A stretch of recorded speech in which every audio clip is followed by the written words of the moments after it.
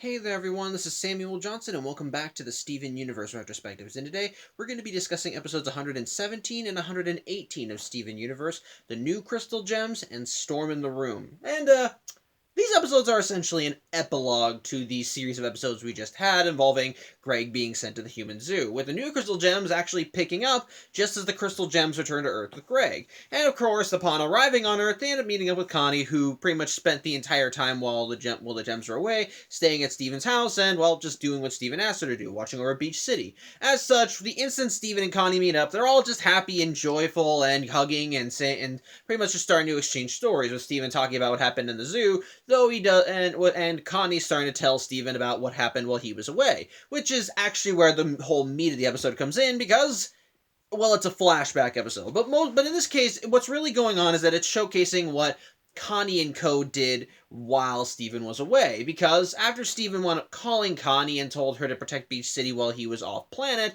she did go right to Beach City and packed a bag and everything to settle into Steven's home. But upon arriving at Steven's home, she found that there were other visitors, specifically Peridot and Lapis, who, well, Garnet also entrusted them with the same mission that Steven entrusted Connie. As such, they're here to do that as well, though Connie, Lapis, and Peridot really are kind of at odds on how they're going to perform their missions, considering that both teams essentially got the same mission. However, Peridot thinks she may have a solution. In this case, form their own crystal gems, because after all, the crystal gems all seem to have their own unique dichotomy as a team. They always have 3 gems and a token human, or, well, half human in Steven's case, but Connie was close enough, as they think. And so they decide, what if they just fill the roles of the crystal gems? It'll be like everything's fun. I think you just go around, do the same thing, and it'll all be fine. And, well, Connie and Lapis kind of go along with it. As such, Peridot decides that she wants to be Garnet, since she's the leader and Peridot's an egotist.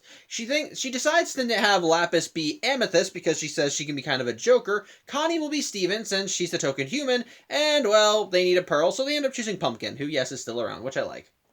As such, they form their own team of crystal gems, and, well, for their first mission, they're manning the car wash, because, well, since Greg is off planet, the car wash is now vacant. Nobody's there, and, well, there are customers lining up, or more specifically, Buck Dewey with his dad's van.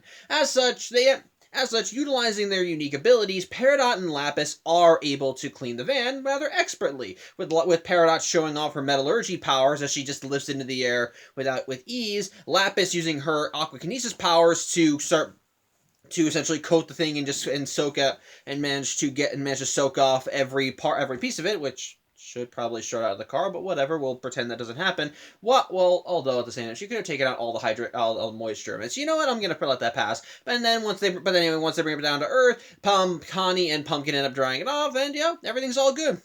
It's all good. Unfortunately, or fortunately, depending on your point of view, that ends up causing word to get around Beach City, and everybody wants to visit the car wash now and see this strange thing. And sadly, this causes the fame to kind of go to Peridot and Lapis's heads, to the point where they start wanting to show off their powers more. And unfortunately, that causes them to start clashing with one another. As Lapis at first is trying to show off her metallurgy powers, and when Peridot starts showing off her metallurgy powers. I'm sorry, I keep getting their names mixed up. While Lapis, while she tries using her aquakinesis, people are impressed by it. She immediately is like, "Lapis, come on, you're supposed to be Amethyst. You gotta be joking." At which point, Lapis starts spraying everybody, and then when things start going wrong, people aren't going along with it, she decides, so you know what, maybe I want to be the Garnet for a while, and so she decides that she ends up creating a giant water hand and tries to grab the car that Peridot is holding on to, and it leads to a magical tug of war as they both are trying to rip the car out of the other's grasp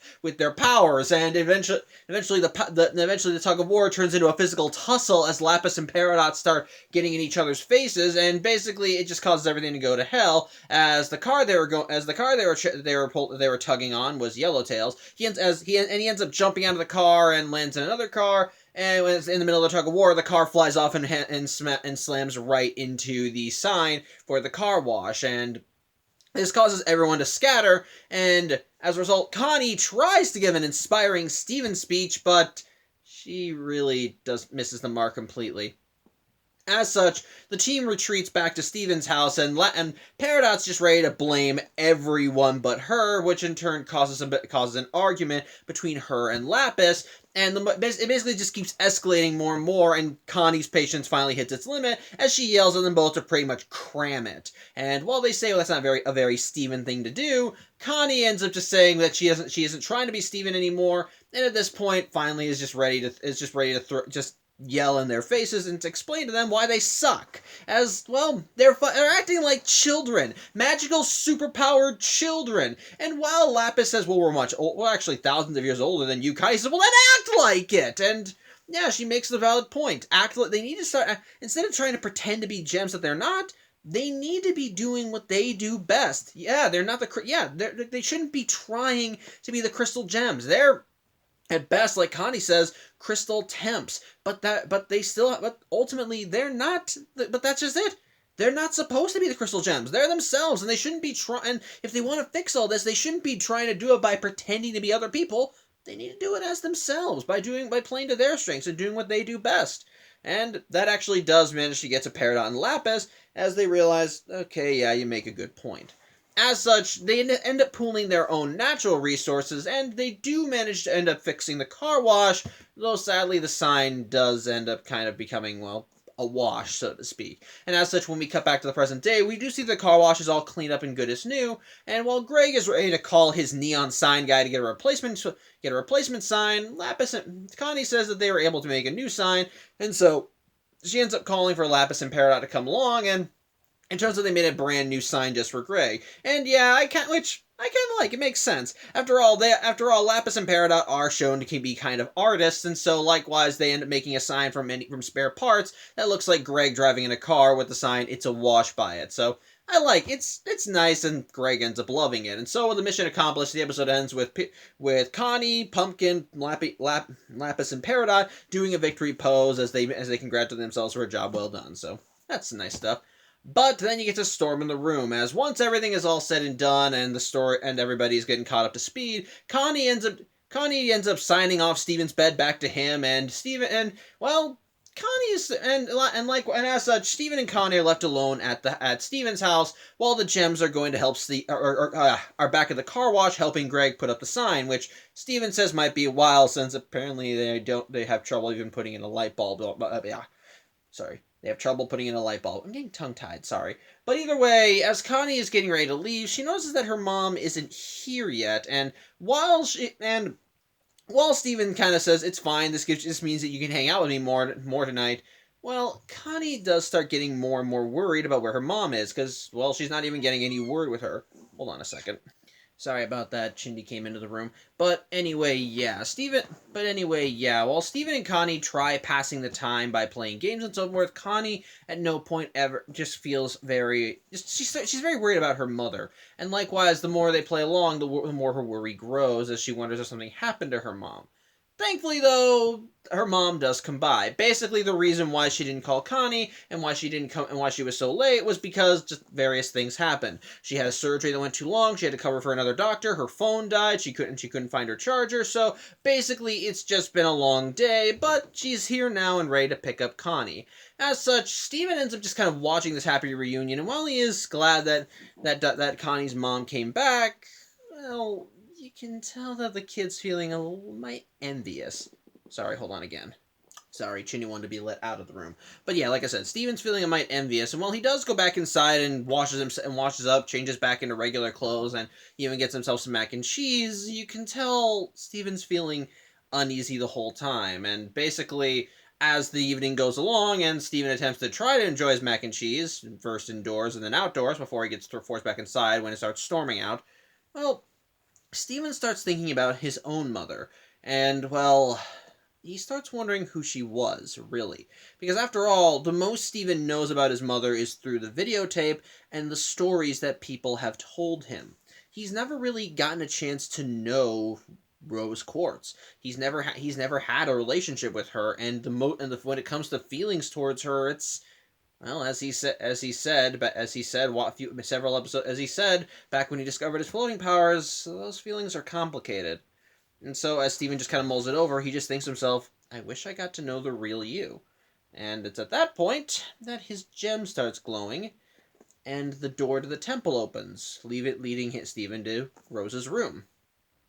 Stephen decides to take advantage of this, and he goes inside the room, and he's clearly nervous about going in, but he has a mission in mind, as he pretty much just tells the room that he knows that nothing in here is real, but he wants to see his mom. And well, the room provides. As from the clouds, the room creates a perfect manifestation of rose quartz. And well, Stephen doesn't really know what to say to her. And while she seems friendly to Stephen and even is happy to meet him, and they just kind of shake hands, and well, they just start doing things together. First, they play video games, which Stephen is happy to do, and Rose is clearly enjoying spending the time with Stephen. Then they play a game of catch with a football, wherein Rose is able to make this big speech about how sports are all amazing, such as how they all are intricate and unique, have their own rules, the adrenaline of going through it, and yet they're also alike in many other ways. So intricate yet so much the same. And they even do a quick Peanuts gag as Rose sets the ball for Steven to kick, and when he runs for her to kick it, she moves out of the way and Steven flips, which I admit is funny.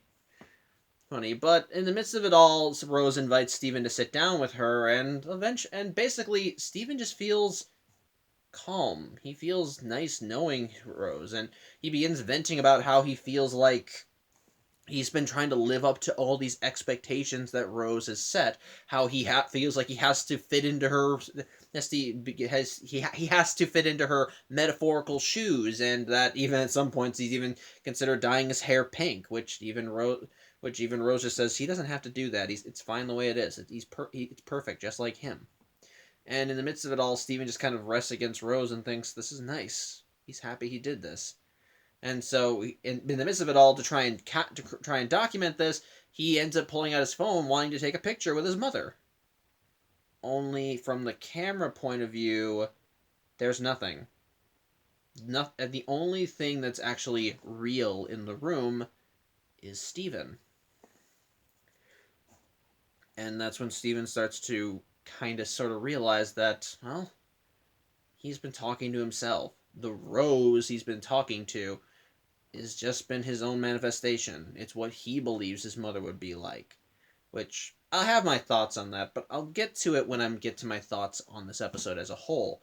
And, well, when Rose hears that, even she's a little shocked, but immediately the conversation even shifts more and turns sour, as immediately Stephen stops treating the Rose manifestation like it's his actual mother, and, well, more like a metaphorical punching bag, as he starts chewing her out, and the tone in the room changes, as throughout this whole thing, the room has looked like its typical bright, colorful self, but the instant Stephen starts turning accusatory towards Rose, it gets dark, and the wind picks up, as Stephen begins telling Rose about how he's learned things about her, how he bubbled Bismuth and hid her away in Lion because she wanted to shatter gems, but how she didn't tell anyone, and then she immediately went back on her work. Then she showed how much of a hypocrite she was when she shattered Pink Diamond, and how nowadays Stephen and the rest of the gems are dealing with the aftermath of all of her mistakes, that they're dealing with all the consequences that she just left behind when she had Stephen. And basically, the more aggressive Stephen gets, the more the storm in the room picks up, and it all centers on Rose, as she is essentially the eye of the storm. And throughout this whole thing, Rose's face is just covered in black, so you don't even see her eyes. She just looks solemn. She just looks so intimidating. And even and as the storm picks up, Stephen gets swept away, but he's just yelling at Rose the whole time about how, is that why you had me? Is that why you wanted me? Am I just here to deal with your mistakes? Did you even care about us? Did you care about the gems? Did you care about Dad? And did you care about anything? Am I just here to pick up where you, or am I just here to pick up your mess? And pretty much just throughout the whole thing, it's clear Stephen's getting more and more emotional. But as it starts winding down, the storm starts kind of letting up a little, and Rose just kind of rests in front of Stephen and tells him, Stephen, you know that's not what happened. She talks about how in the video she left Stephen, she talked about how much she wanted to have him, and for him to just exist, to just be what he wants to be.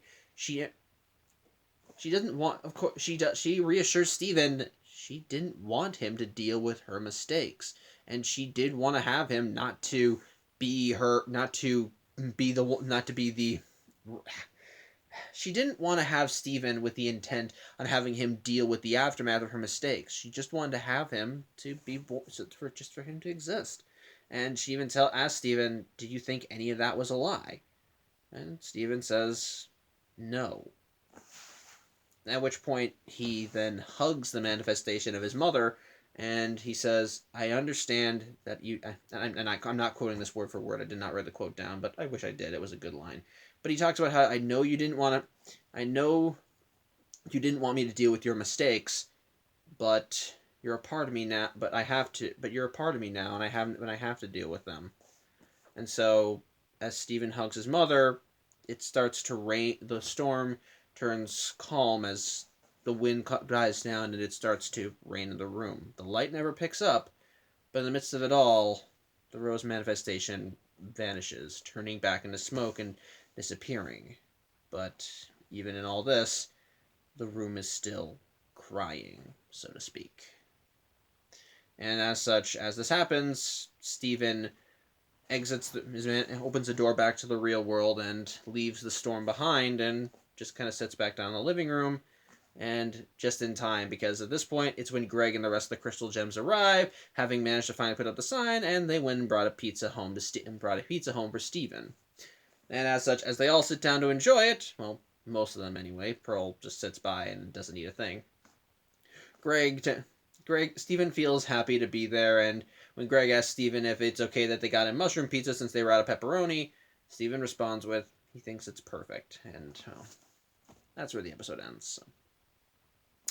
So first thoughts on the new Crystal Gems. This one's a fun episode. Kind of silly, kind of dumb, but overall enjoyable. It's nice to see. Here's the thing. What I like that. Well, the focus of the episode is actually on the B team for the Crystal Gems because, well, they don't get a lot of focus very much. Well, we do have episodes that do have them be a part of the episode. The main core of the team is always going to be Garnet, Amethyst, and Pearl. Those are the main Crystal Gems, and despite how much the team tends to grow with the addition of new cast members and characters and so forth, there's never the main focus on the show is always going to be on Steven and the OG Crystal Gems. And so it's nice every now and then to remind ourselves that there are other characters that Steven has helped, and likewise that they are still a part of the show. So I do like that we have a whole episode essentially dedicated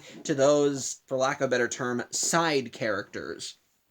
It's nice to see, and it's fun, and it helps showcase a lot of why these characters are enjoyable and why they work. Okay, and it helps because, well, they're fun. I'm getting to the point where I'm repeating myself, but let's kind of go down the list. We got Peridot, because this allows us to see more of how these characters are kind of working off each other. And I've talked about when I've watched previous episodes that when it comes that the character interactions between Lapis and Peridot are very much unique and interesting because you got this very neurotic character in Peridot who just always has to be in control and always has things a certain way. Well, then you got this super laid back Lapis who just kind of goes with the flow and does her own thing. Like I said, it's kind of like the Odd Couple, but they kind of find their own little harmony in how they operate. And so I do like to see more of that, but now you get thrown in with Connie because, well, Connie hasn't really interacted with Lapis and Peridot very much. Like, she's aware of them because of her connection with Steven,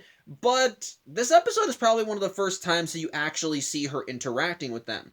I mean, Peridot is familiar enough with Connie as odds are she's had passing mentions of her, and well, in the Steven's birthday episode, while Peridot and Connie, I keep getting the names mixed up. I'm sorry. While Peridot and Connie never directly interacted in that episode, they were probably aware of the other's presence. They just never talked, which again makes sense. Which makes sense. But likewise, what I do find amusing is that Lapis does not remember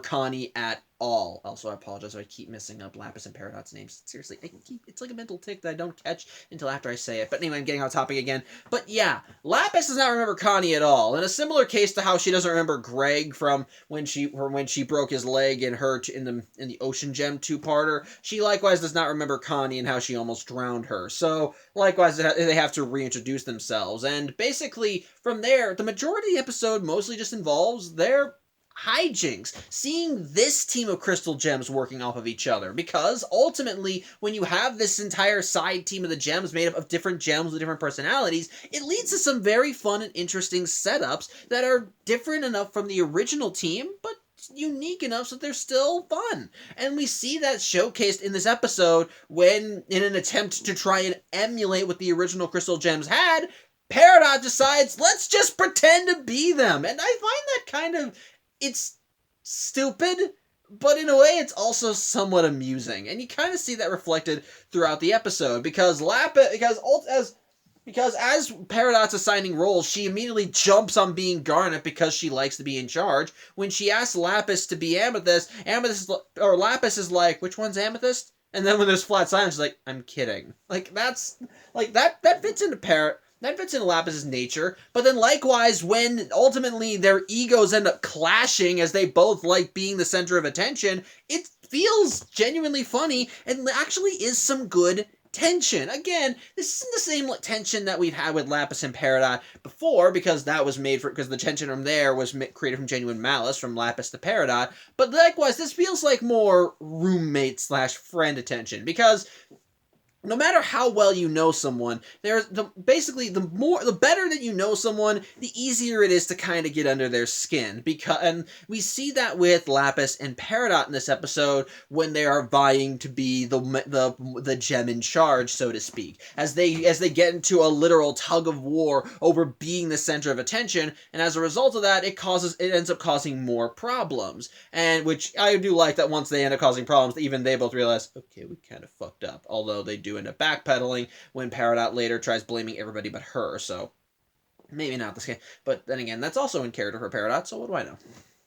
But again, there is still some genuine humor in seeing that, and it does lead to some honestly good conflict between this side of the team. And what I like about the moral of the episode, well, it's realistic. Basically, it's just don't try to play to someone else's strengths, play to your own. And I like that it comes from Connie in that regard, because, well, it's a good manifestation of how far Connie's character has come since we first saw her in Steven Universe. As I mentioned back in Connie's introduction, Connie was like the yang to Steven's yin. And while Connie has become more outgoing and friendly with other people to the point where she can be socialized like Steven can, well, the fact that the whole opposites thing is still in effect. Basically, but in a different sense. Whereas Steven is very much more sociable and friendly and tries to always talk things out and end a conflict by being the mediator and make sure everybody has common ground and so forth, and essentially wants to be everyone's friend. Well, Connie's the girl that will pretty much yell in your face, tell you to shut up, explain why you're an idiot, and talk about and ultimately bring up why you need to change and give logical reasons why you should change. That's actually which I think works, and we see that exemplified in this episode because she ends up hitting her limit with Lapis and Peridot, and then she ends things in a way that Steven wouldn't. Whereas Steven would probably tell them to stop fighting and give genuine heartfelt reasons about why fighting is pointless.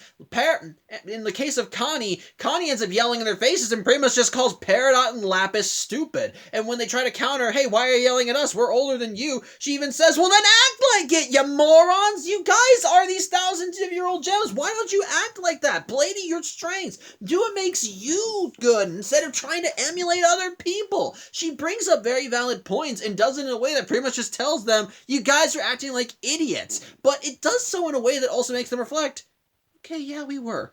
Essentially it kind of holds it. Whereas Steven tries to bring everything, usually ends a conflict by being friendly and extending a hand of friendship and making people want to change on their own merits. Connie does it by essentially holding a mirror to your face and says, "This is you, and you're an idiot," and them kind of realizing, "Oh, I was, yeah, all right, yeah," and that's what kind of directs them to want to to want to change as well. I do like that little bit. I do kind of like that. It showcases how far her character has come, and again, the moral is a good one. That ultimately, if you want to make something work, you shouldn't be trying to make it work by emulating other people. Kind of ironic considering how I started these vlogs, but ultimately if you want something to succeed, if you want to succeed, you need to do it by doing what makes you best. And that's what ultimately works with the crystal temps in this regard. How they fix the mess with the car wash isn't by trying to pretend to be the crystal gems. They do it by doing what they do best. Connie organizes the group and keeps them focused. Peridot manages to keep things orderly because of her neurotic nature and how detailed she can be. Lapis uses her aquakinesis powers to wash away everything, while Pumpkin is Pumpkin. She's a bipedal pumpkin that acts like a dog. So what do I know?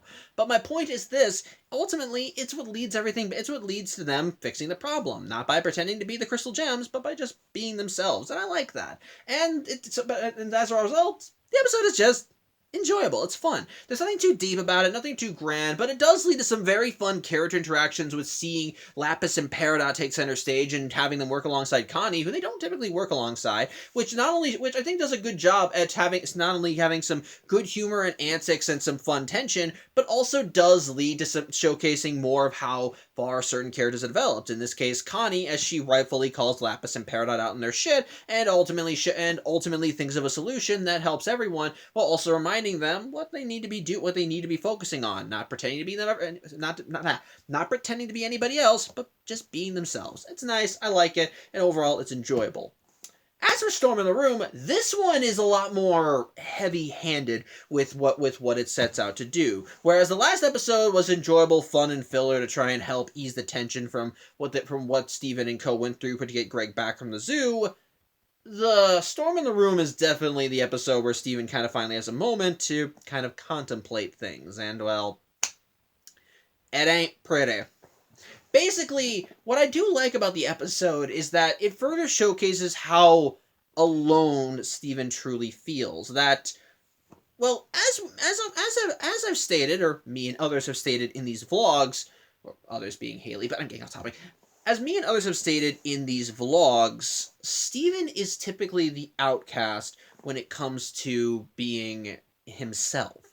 Because while he typically fits the archetype for being a human, his gem qualities also put a small bit of distance between him and humanity. And likewise, you kind of see that reflected here in the episode with Connie. Whether Connie knows it or not, the more she worries about her mother, the more Steven starts to feel longing, or wanting, kind of slightly jealous. And then when Dr. Maheshwaran does finally make it to Steven's home to pick up Connie, and Steven's there, and Steven watches them embrace and are apologizing and are just happy to see each other, you can definitely tell that that leaves an impact on Steven, because ultimately it leads to one of the issues that are crawling around in Steven's head.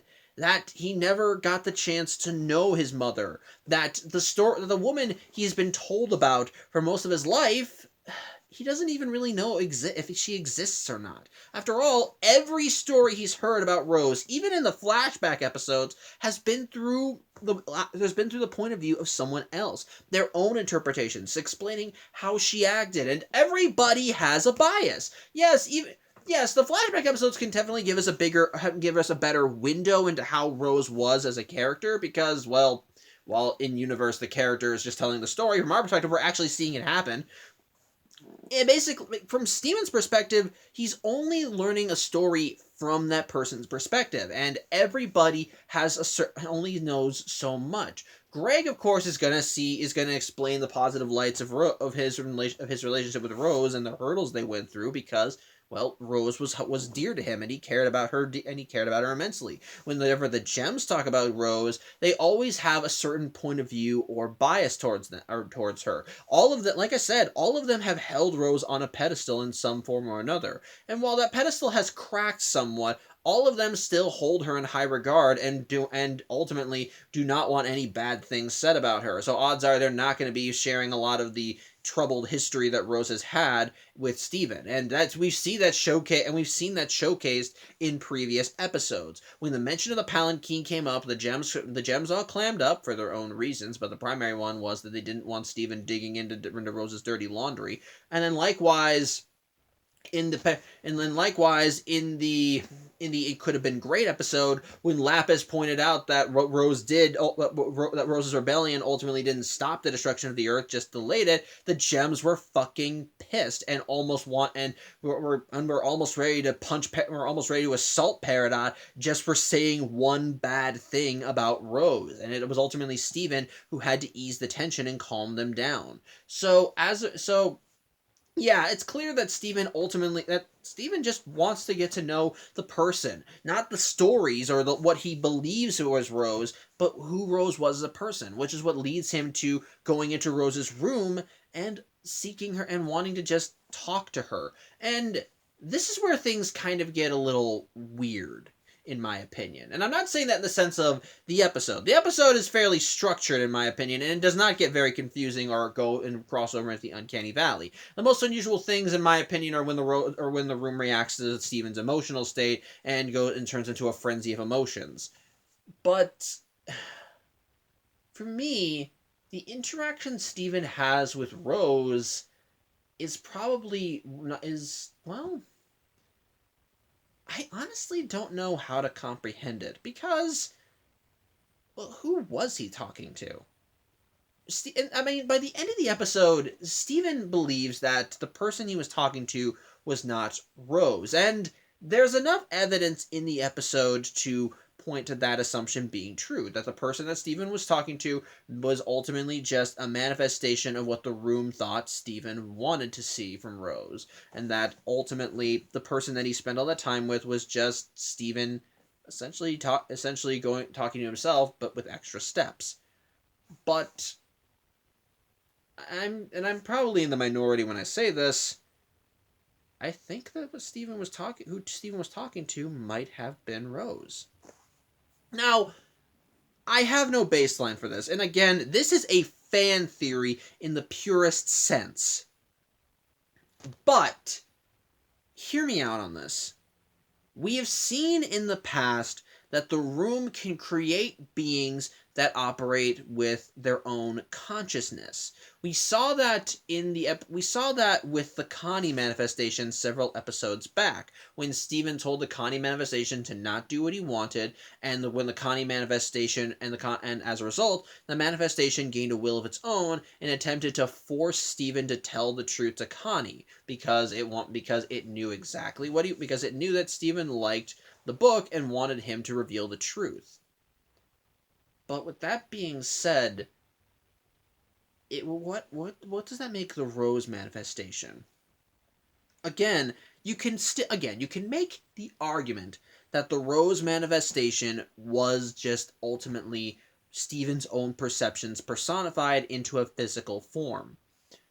But the way the Rose construct acted throughout the episode, well, it feels very close to how Rose was based on the flashbacks. She was very kind and caring. When she saw Steven, she was genuinely wanting to spend time with him. And again, you can easily say that these are things to showcase that these are all things that would also be present if that was just a manifestation, because again, going off of what Steven said, that this was just what he wanted his mom to be. Again, but I would still argue that you can still see some of what Rose is in there, because based on what we know of her and how she wants to be, and the last message she left to Steven, well, think of it like this. In order to have imagine you were having a child. But you were told that in order to have this child, you had to disappear. You were still willing to have the kid, but you knew that you wouldn't be there when they grew up. And thus, but then one day, somehow you're brought back, and before you can re-enter the world, you are told you're only going to be spending this much time with your kid. They know you're coming, so they know you're coming, and they just want to talk. And so basically, immediately they go back in. What would you do if you were in that situation? If you were told you're only going to be, your kid wants to talk to you, just exist, what would you do? Well, you'd make the most of the time you have. And the thing is, with Rose, the way she said, Rose has stated that when she gave birth to Steven, she became a part of him. And I'm not going to talk about what happens in the final episode because well, I do agree that ultimately that Steven is Steven, but you have to remember that Rose is still a part of him. And I'm not going to say that Rose was asleep inside of him this whole time, but imagine, if you will, the parts that were Rose were given new life in the room. Now, of course, because they're an extension of Steven, she knew ahead of time why she was there, why she was brought back. Steven wanted to talk with her. She had the necessary knowledge in order to realize, my son just wants to talk with me. And as a result of that, she just makes the most of the time she has. And of course, again, there are still enough arguments to be made that this was not the real Rose, that it was still just Steven's personal manifestation. But I think another point of contention, in my opinion, that could easily prove that this was, well, the real Rose in cloud form, was the finale, when Steven confronted her. Now, you can still make the argument that the room was reacting to Steven's emotional state, because when things getting stormy, it getting darker, and Rose being at the center of it, it could easily be a manifestation of how Steven was essentially throwing all of his anger and negativity on Rose and made it her problem, and how she was at the center of all of his issues at this moment. But the final speech that she made to Steven, when she told him, do you really genuinely believe that I only had you just so you could make up for my mistakes? It's one of those moments that it just feels very bare and genuine. Like, she's actually saying, Steven, I didn't have you because I wanted you to pick up the slack for me. I had you just because I wanted to have you. I didn't mean for you to pick up the slack for me, or to deal with my dirty laundry. I just want you to be you, which honestly, in terms of the episode, I think was a very bare moment. It was probably was ultimately this very clear emotional catharsis for Steven as he confronts this and comes to terms with it, and just hugs his mother when he does have to come to terms with the fact that Rose did not want to when he realizes Rose did not want him to have to deal with her mess. And it's sweet, it's nice, and again, there are plenty of arguments to be had to showcase that this might not have been Rose, that this really was just a manifestation of Rose created by the room based on what Steven expected from his mother. And again, all these things are lessons that Steven could come to just from, talking to himself, like they said in the episode. But the thing is, I think, in my opinion, that what Steven was talking to was Rose. It's just that it was Rose made from the bits and pieces of her that were a part of Steven and given physical form. She was allowed to exist as her own being, if just briefly. And I would make the argument that perhaps Rose's consciousness might be in the room somehow. That when she gave birth to Steven, her what was left of her mind went into the room. Because after all, we've shown that the room has some kind of a conscience or consciousness in previous episodes, when Steven wound up having the room Steven accidentally had the room create Beach City, and he finally, and when everything broke apart and he exclaimed this is not what he wanted, the little tiny whale he saw earlier just came up to him and says, what do you want, Steven? And it seemed genuinely concerned. And then likewise again with the stuff with the fake Connie and how she gained new life. Basically, I like to think, in my opinion, again, this is just a fan theory. There is no basis for it, but just just my own interpretations. I like to think that while Rose may be gone, physically, what her mind is still alive in the room. Again, this is just my own fan assumption. I could be 100% wrong, and there has been no indication in any episode that the consciousness that has been controlling the room is in any way Rose's. For all we know, the room just has some very limited conscience. Or consciousness. Again, sorry, Chinny came in. So, I could just be full of it. I could be very easily full of it. That ultimately I'm finding connections where none exist. But I do think that that's a very interesting thing to think about. That ultimately, while Rose may have had to give up everything she was in order to have Steven, that some part of her lives on in the room. And that this one interaction, this one time that Steven said I want to talk to his mom was one of the few times that Rose was able to actually talk with him. And it would help explain why Rose had the reactions she did throughout the episode. When Steven said, I want to see my mom, and she actually said, hello, Steven, because she would already know who Steven is based on the times that he has been in the room, the times they've enjoyed together, how they've had fun together, and how she actually talks to him. And even when she said, I'm not really your mom, or even when she finally when she started getting dark and there was an actual storm, that could have very easily been her emotional reaction, because she was realizing that Steven wound up finding her dirty laundry and airing it out to the world and confronting her with it. Now she has to actually start